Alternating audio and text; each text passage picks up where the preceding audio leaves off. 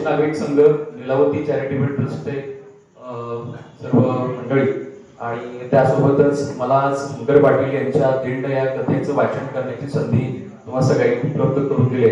साधारणपणे 2016ला याच मंचावर आपण वाईट इज फाईट हे नाटक सादर केलं होतं. त्यावेळी त्याचा विषय होता दारू आणि योगा कसा आहे. बरोबर 10 वर्षांना आपण दारूच या विषयावरती दुसरा उपक्रम करतोय, हा योगा आहे करतोय. आणि त्यावेळी पण प्रबोधन होतं आणि आज एक वेगळं प्रबोधन आहे, पण एक मनोरंजनातून सादर केलेलं प्रबोधन आहे. तर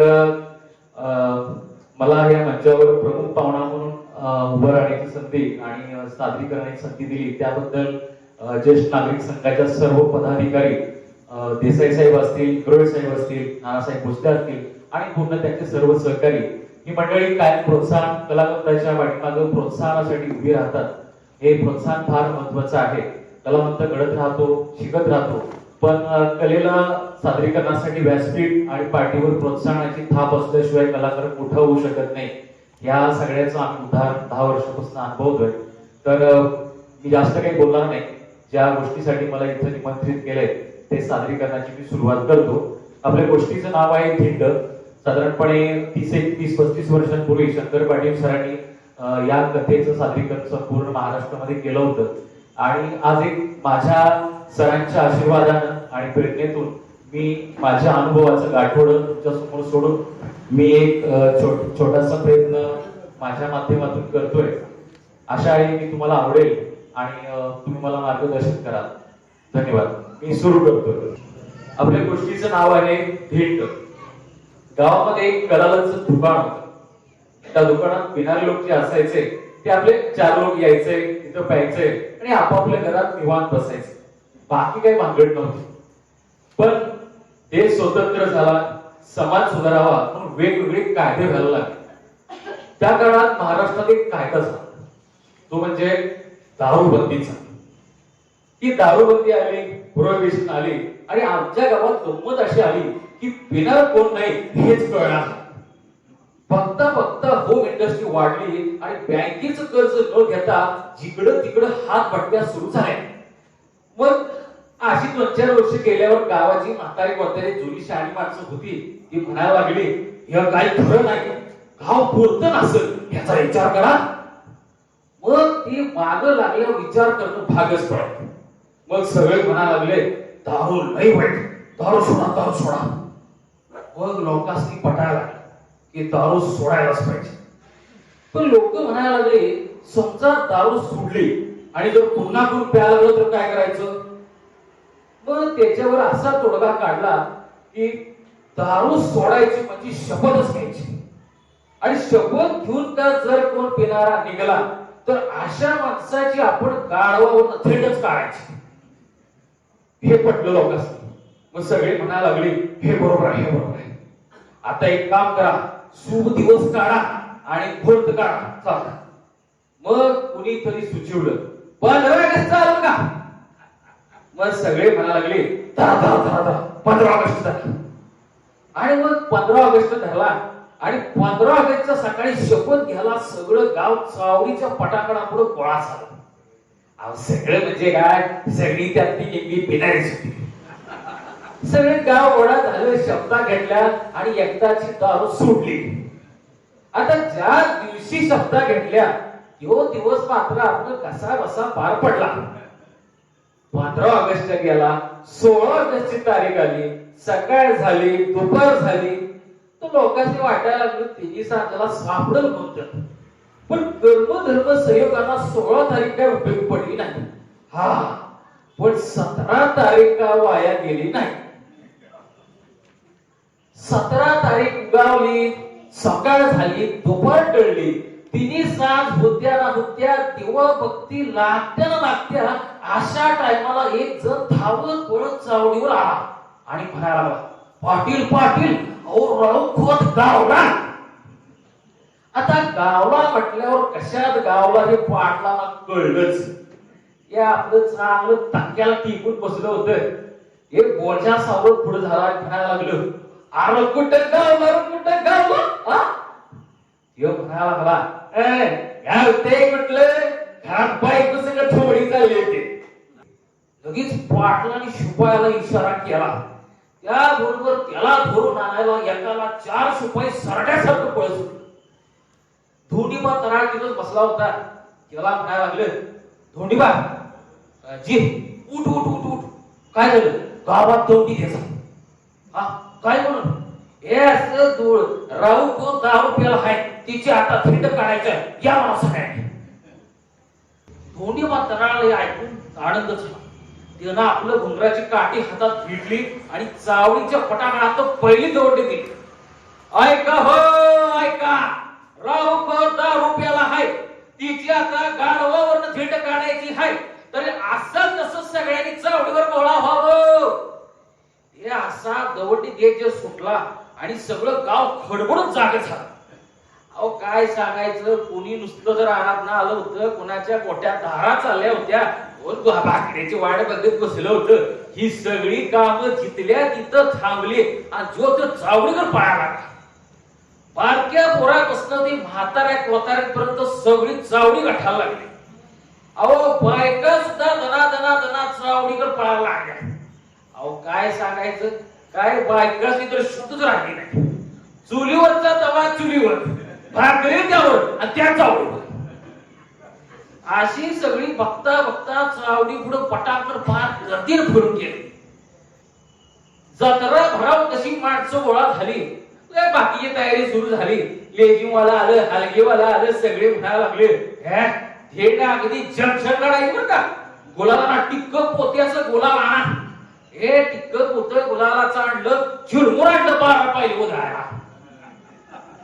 हे गाढाव दांडगं धरून आणायला गावात एक तरुण मंडळ होत. त्या तरुण मंडळाचे तरुण कार्यकर्ते नेटा गाढाव बघायला गावभर हिंडायला. तिने कुठनं तर एक दांडग्यात दांडगं गाढाव आणलं. बाकी मग काही सगळी तयार झाली.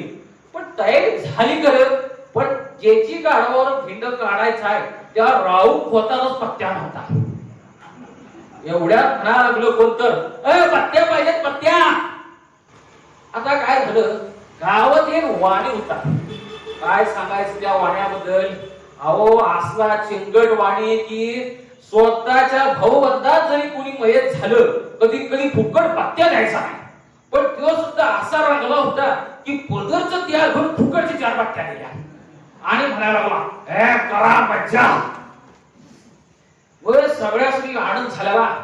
गाढाव तयार, गुलाल आलेला, सगळं तयार. पण राहूच अजून पत्त्या नव्हता. जो तो तिचीच वाट बघत बसला होता. एवढ्यात एकाकडे दंगा सुरू झाला.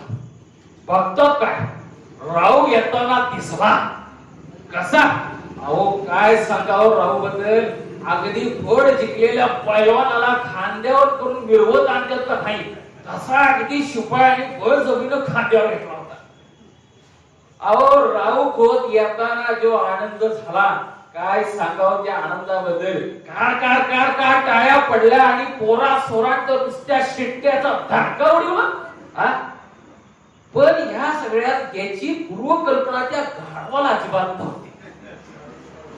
जेव्हा त्या गाढवाच्या कानावर शिट्ट्या आल्या आणि टाळ्या ऐकून जे गाढव उडालं, ते मागचं दोन्ही पाय झाडत त्या गर्दीत वाकडं तिकडं पळत सुटलं.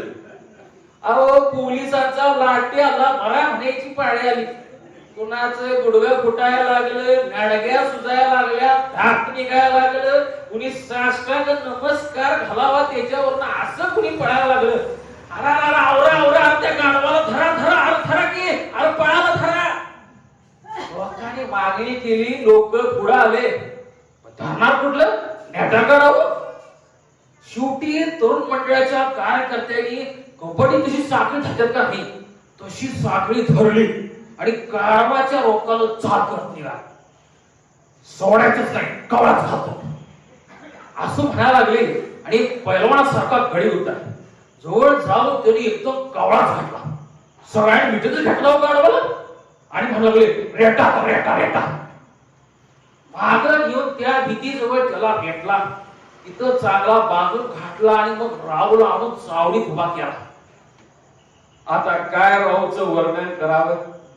अहो गडी नुसता पिऊन वाईट झाल्या, एकदम फुल टॉस. अगदी फणा काढून नाक डोकं का नाही तसा अगदी नुसता अंगाला झोक देत उभा आहे. पाटलाने एकदा त्याच्याकडे बघितलं आणि म्हणायला लागले, बाबा राहू तू प्यालायस हे तुला कबूल आहे का? त्याचबरोबर राहून एकदा डोळं उघडलं आणि उघडलेलं डोळं झाकत म्हणाला, दारू दारू काय शपथ मी दारू प्यालो नाही. पाटील म्हणाल, काय लेका सांगायला लागलास राहू? अरे लेका तुझा लाल भडक डोळे सांगतात की डोळे काय सांगतात, गप्पा ना गप्पा असं म्हणाले. अण्णा म्हणाले तेवढ्या गप्पा म्हणजे काय तुझी उतरवच तर आम्ही गप्पा बसायचो का काय? राहू म्हणाला, अण्णा प्यालोच नाही तर उतरण्याचा प्रश्न येतोच कुठं? काय मर्दा सांगायला लागलास प्यायला नाही म्हणतोस? पाटील म्हणाले, अरे लेका तुझ्या तोंडाचा वास दरवळा लागलाय की धूप दरवळा तसा वास दरवळतोय. सगळे चावडे घालायला गेले का? अण्णा वासाचं नाव काढू नका, वास तुमच्या सगळ्यांच्या नाकाचा वासला. हे ऐकून मग शिपाई पुढे गेला आणि म्हणाला, गाय मर्दाराव बोलायला लागलास, प्यायलं नाही म्हणतोस मग घरात एवढा दंगा का चालला होता? कोणा संग? बायको संग? कोणाच्या? अरे तुझ्याच की. तर मग त्या लोकांच्या बायका संग दंगा करायचा का काय? अरे पण इथं का? मग इथं का? काय गव्हर्नमेंटनं परमिट सोडलं का काय? इथं का? हे ऐकून पाटील म्हणाले, अरे का तुझ्या सगळं वाद करायला लागलाय का? अरे ते प्यायली दिसते का नाही? बरं मला एक सांगा, तुमची तयारी आहे का? आमची फुल तयारी आहे. मग याला उचला. आता उचला म्हणल्यावर एकाला 10 गडी फुडाल आणि गुळाची काय उचलतात का नाही? श्री गुरुदेव दत्त, श्री गुरुदेव दत्त असा त्याला आचाट उचलला. श्री गुरुदेव दत्त आणि त्या गाढवावर बसवलं. पण पोझिशन अशी, गाढवाच्या पाठीमागं त्याचं तोंड आणि पुढं पाठ, अशा पोझिशन मध्ये त्याला बसवला. लगेच काय गुलालवाला पुढे आलं, त्यांनी त्याचं तोंड लाल केलं आणि आपली मी थोडं लाकड करून घेतली. मग काय चिरमुरबाईने वाट्या बांधल्या, तिने लाईन लावली, हलगी वाला पुढे आलं आणि जाता जाता पुन्हा हलगी शिकून घेतली. लेझिम वाला पुढे राहिलं. बाकी सगळी तयारी झाली. तेवढ्यात एक जण हातात कात्री घेऊन धावत पळत पळत पाटलांच्याकडे आला आणि म्हणाला, पाटील पाटील पाटील ही घ्या कात्री. पाटील मालू, कात्री? कात्री कशाला? उद्घाटन करायला.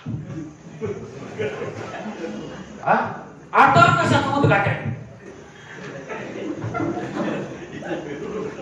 हे काय, आम्ही सगळी व्यवस्था केली आहे. गाढवाच्या ह्या कानापासून त्या कानापर्यंत भीती बांधल्या, तुम्ही कटिंग करा. पाटलास मी आनंद झाला. त्यांनी ती कात्री घेतली आणि काय कटिंग करायची कटिंग केली. पाटलाने इकडं पीठ कापल्या कापल्या. तिथं एक प्राथमिक शाळेत गुरुजी होते. त्यांनी आपलं लगेच पुकारच केला, सुरू. आता काय थेंड सुरू झाली. मुंगीच्या पावलानं हळू हळू हळू रमत गमत थेंड चालले. हे त्याच्या आईला आधीच ढांगुळ मामा त्याचं पाय लागलं खाली घासायला. त्याला वाटलं आपण 22 इंचाच्या सायकलीवर बसलो आणि हवेत अंग धरायला आणि खाली पेडल मारायला लागले. लोकांनी बघितल्या अरे बघा बघा बघा बघा कसं करतोय ते, बघा बघा बघा. लोक लागली बघायला. हे अशी थिंड चाललेली. आधीच ढांगुळ बाबा, त्यामुळं त्याला गाढवावर बसविलेलं. ते गाढव जसं चालायला लागलं तसं लागलं हे डुचमळायला. आणि हे जसं डुचमळलं तशी त्याच्या अंगात लय भरावा. ही थिंड भर पेटत आहे. लोक गुलाल उधळायला लागली, चिरमुळ उधळायला लागल्या, हलगी बोलायला गेली. लेझिम मला घामाघूम झालं. ह्याच्या अंगात अशी लय भरली, फुल लय भरली. अहो पुढे प्रत्यक्ष हलगी वाजवत असताना त्यानं आपल्या पदरच्या तोंडाची हलगी वाजवायला सुरू केली. ढेंगे टिकी ग टॅकी टिकी ग ढेंगे टिकी ग टॅकी टिकी ग. हालगी सुरू झाली. लोक तर किती शाळेत ती हालगी ऐकाय सोडून ह्याच्या मोठी गोळा आहे. हे अगदी रंगात आलेला गडी ए डॅंगी टिकी ग डॅंगी टिकी ग डॅंगी. अखेर आहो ती शेवटी हालगी बंद पडली. थेट पुढे चालली ती थेट एका चौकात आली. हल्ली काय झालंय, हल्ली खेडेगावात चौक झाले आणि चौकाला नावं झाली.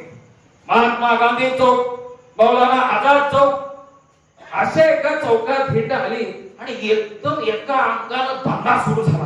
थवा थवा थवा थवा थवा. पाटील म्हणाल, काका काय झालं काय झालं?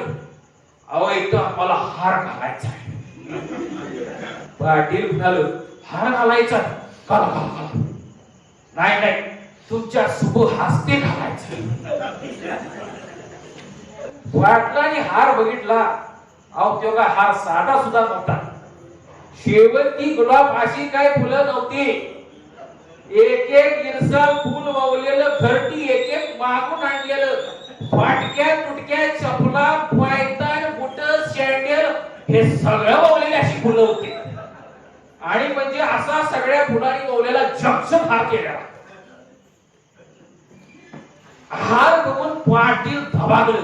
ते म्हणायला लागलो, हे बघा शुभ हस्तीच घालायचं असेल तर आजकाल पाटलांपेक्षा सरपंचांचा मान मोठा. त्यांच्या हस्ते घाला असं म्हणून त्यांच्याकडे हात केला. एक गाफील होत, शिवाय सवयच ती जिथं तिथं पुढं व्हायची. ह्यांच्या हस्ते म्हणून हात केल्यावर ती लगेच बुडाल. आता तिने हार बघितला, पण सत्ताधारी पक्षात असल्यामुळं माघार घेणं काय त्यासनी माहित नव्हतं. लगेच तिने तो हार उचलला आणि रावच्या गळ्यात ते वज्र टाकलं. आता ह्याच्या गळ्यात वज्र पडल्यावर रावला वाटलं हार पडला आणि लगेच हात पुढे केला. गुच्छल. हार घालणाऱ्याचा चेहरा पडला. तो म्हणाला, गुच्छ काही तयार नाही, मोर्चा नाही मला, मोर्चा नाही मला. मग रावनं डोळं उघडून एकदा हाराकडे बघितलं. अहो काय सांगायचं, त्याचा चेहरा रागावलेला रंदिसा झालेला आणि ते दगा करायला लागलं. हॅट तरी आहे सगळी फाटकी तुटकीच. अरे गावाला काय भेग लागली का काय?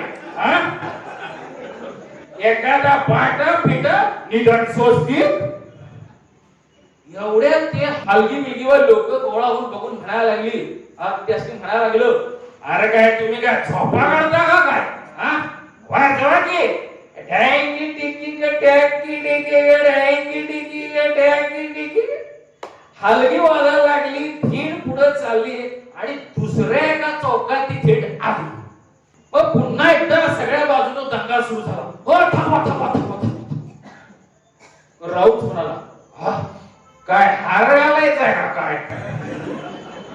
तेवढ्यात गावाचा माणूस म्हणला, नाही इथं सुवासिनी ओवाळणार आहे. ते म्हणायला लागलं, राऊत म्हणायला लागला, सुवासिनी ओवाळणार नाही. हे ऐकल्यावर त्याने एकदा मानाचा हिसडा दिला आणि नीट डोळ उघडला. म्हणाला, किती जणी आहेत? तेवढ्यात एकटा म्हणला, एकाला 5 जणी आहेत. काय शिकवा? खाली उतरू का? नको नको महाराज, तुम्ही खाली उतरू नका. आपण आसन सोडू नका. तुम्ही बसा, सुवासिनी येतील. आता सुवासिनी म्हणजे कोण? तर गावातल्या टार्गट बापयांनी बायकांचं म्हणजे सुवासिनीचं रूप घेतलं होतं. याला ओवाळण्यासाठी या सुवासिनीने गाढवाच्या मागच्या मना फुडवायला लागल्या आणि त्या कळशीनं पाणी वतायला लागल्या त्या गाढवाच्या मागच्या पायावर. त्याला काही सहन झालं नाही राहुला. तो म्हणायला लागला, अरे कुठं पाणी वतताय? तुम्हाला माझ्या आणि गाढवाच्या पायातला फरक कळत नाही? कोणीकडनं सुवासिनी झालाय? असं म्हणून तिनं पाय वर केलं. आता कशाची ववाळणी आणि कुठलं काय राव?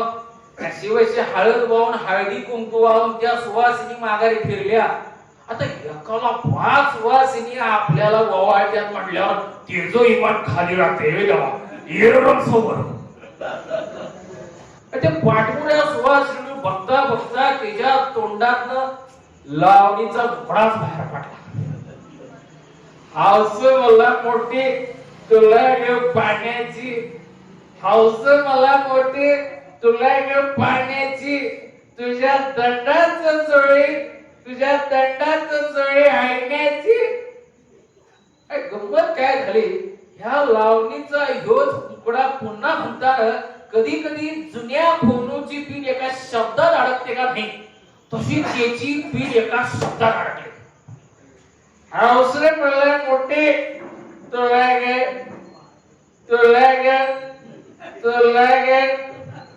अहो लोक ऐकणारे अस्वस्थ झाले हो याचा आपलं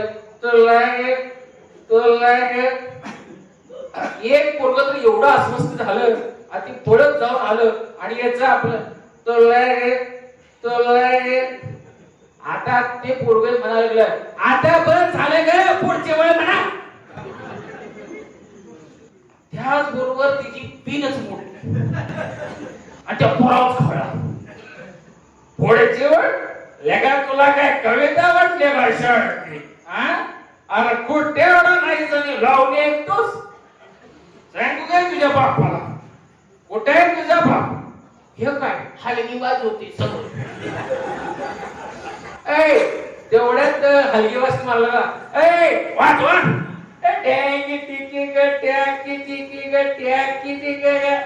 हलगी सुरू झाली धीड पुढे चालली ह्या नादात नोकर रंगून गेले अहो त्यासनी किती वाजला आणि काय याचा पत्त्याच लागला नाही एवढ्यात कोणत्या पाटलासनी म्हणाल पाटील अहो मध्यरात्र झाली 12 वाजलं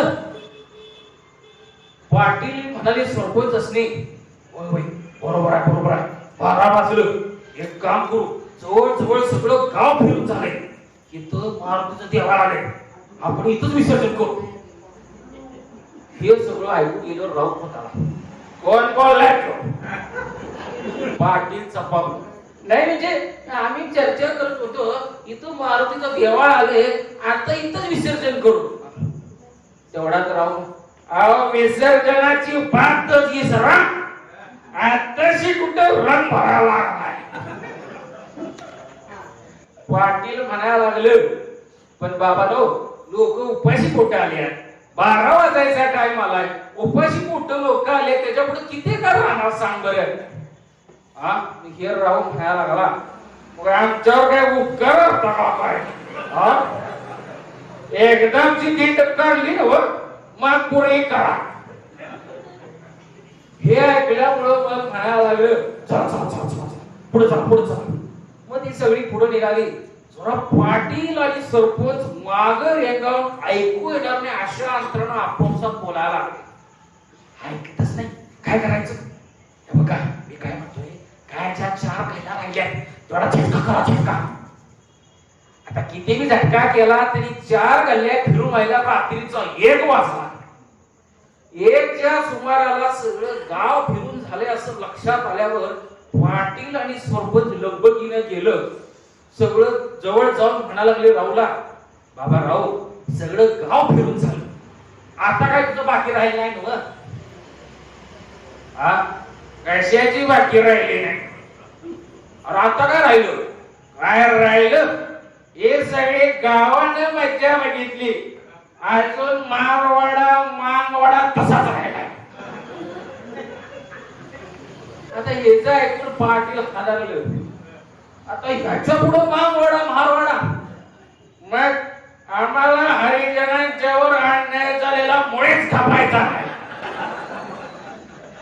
आता त्याच्या तोंडात राजकीय भाषा ऐकल्यावर पाटलांपेक्षा सरपंच काढला कारण काय त्यासनी निवडणुकीला उभं राहून मतं घ्यायची होती ते म्हणायला लागलं बरोबर आहे किती बी टाइम होऊ दे मांगवाडा सगळा फिरून झाला पाहिजे हलगीवाला चला मारवाडा रात्री 1च्या पुढे दिंड मारवाड्याकडे निघाली अहो मारवाड्याजवळ यायला रात्रीचं 2 वाजले वाद्य ऐकून जी मंडळी जागी झाली, थेट आलेली बघून जी आनंद झाला, ती तिथंच म्हणायला लागली, ए गुंबा गुंबा. अहो 2 वाजलं, त्यांच्या 2 झोपा झालेल्या, त्यांचं काय आहेच की, ए गुंबा गुंबा. 2 अडीच झालं, 2 झाले, अडीच 3 झालं, इथं माहित, ए गुंबा गुंबा. अखेर 3:30च्या सुमारास ही दिंड कशी बशी महारवाड्यातनं बाहेर पडली. आता ह्याच्या पुढे मांग वाडा. आता काय सांगावं लोकांची धारणा. अहो मांग वाड्याकडे थेट चालले तेव्हा काय लोक चालता चालता झोपू लागले आणि काय लोक झोपता झोपता चालू लागले. आता या संधीचा फायदा घेऊन जे चाणाक्षी लोक होते ते हळूहळू हळूहळू ती फुटकायला लागली, सटकायला लागली. आता कशाला थांबायची एवढ्या वेळाने. पण आता 4 वाजताचा टाइम आला, ह्याची सगळी तोर उतरत आली. ह्याला लागलं दिसायला. लोक पुढत्यात हे बघितल्यावर सर्कशीतला विदुषित तसा पळत्या घोड्याच्या पाठी उभा राहतो का नाही, तसा राहू चालत्या गाढवाच्या पाठी उभा राहिला आणि म्हणायला लागला, ऐ कोण चालले, आ मोकाट्यानं माग फिरा, नाही तर गाढवा म्हणून शिव्या घातली. आता फिरायला माणूस काय शिव्या घातल्याशिवाय सोडणार हवे. लोक मुकाट्यानं माग फिरली आणि हे जे प्रतिष्ठित लोक होत ते नुसतं माग फिरलो नाही, आपण गेलो नाही हे त्याला दिसावं म्हणून त्या गाढवाच्या अवतीभोवती वावरायला लागलं. अहो एका दोघांनी तर रावच्या दंडाला हलवून सांगितलं, बरं का राहू आम्ही गेलो नाही बरं का, आम्ही आहोत, तुला वाटेल आम्ही गेलो. मग ही अशी दिंड जेव्हा मागवड्याजवळ आले तेव्हा गाढव सुद्धा पेकाटले. एरवी खचून वरडून गाव दणण सोडणार गाढव मागवड्याजवळ आलं, तिचं जांभई द्यायला लागलं. अशी तिची सगळी अवस्था झाली. 4च्या सुमारास जेव्हा धिंड मागवड्यात आली तेव्हा त्या मागवड्यातल्या सगळ्या माणसांच्या सगळ्या झोपा झाल्या. थोडी बी इथं हायच, ए गुंबा गुंबा गुंबा गुंबा. आणि सोडायला कुठं तयार होते 24 जण. अखेर दिवस उगवला. मग ही दिंड अशी कशी पांगली हे कळायच्या अवस्थेत कोण नव्हतंच. एरवी जो दिवस उगायचा तो कामाधामासाठी, पण ह्यो जो दिवस उगवला तो घरोघरी जाऊन झोपण्यासाठी. रातभर कावलेली लोक होती, चालून चालून कावलेली लोक जी घरी आली, यातली जी काही तापट लोक होती उगाच आपल्या बायकांच्यावर राग काढायला लागली. आम्ही आलेला दिसत नाही का, हातरून करायची किती टाइम. बायका मनातल्या मनात म्हणायला लागल्या, आम्ही काय सांगितलं होतं काय बाबा तुला, रातच्या रेंडून या म्हणून, अंगात भूत भरल्यासारखं कसं काय करायला लागले म्हणायचं. जे बायकांना भिटाणी लोक होती ते आपलं मंगळ्यासारखं करायला लागले. आम्ही उठलो तरी आमचं विचार काढलं बरं का, असं पुन्हा दुर्गुण पडणार. अहो जी लोक दिवसभर अशी कुरबुण पडली सांगू तुम्हाला, पण कर्मधर्म संयोगानं चावडीत तर संध्याला मात्र झोप काय घेता आली. रात सारी दमल्याली आणि नेमकं त्याच्या दुसऱ्या दिवशी मामलेदार चावडीत आला. तेव्हा रात्री दमल्याला शिपाई दिवसभर त्या चावडीत त्यांना बसावं लागलं. तेव्हा तिन्ही सांजेला एका गाडीत घालून त्याला तालुक्यात पोहोचली. तेव्हा सगळी मोकळे झाले. काही गडबडीनं आपलं भाकर तुकडा खाऊन ते चावडीवर आले. खालवर आपलं घोंगडं घालून पडलं. कोणीतरी जागा असावं म्हणत तराळ जोडा जागा होता, पण त्याला सुद्धा बसल्या बसल्या पेग यायला लागली. म्हणून पेग जावी म्हणून त्यानं आपली चिलीप काढली, तंबाखूचा पारभीर भरला आणि छापी गुंडाळली आणि आकटी जवळ विस्तव घ्यायला आकटी जवळ पायाच्या 2 बोटात ती चिलीप धरून ठेवली आणि आकटीतला विस्तव असा काढून तळ आपल्याला ठेवला. आता एवढ्यात त्याला कुणाची तरी येताना चाव दिसली.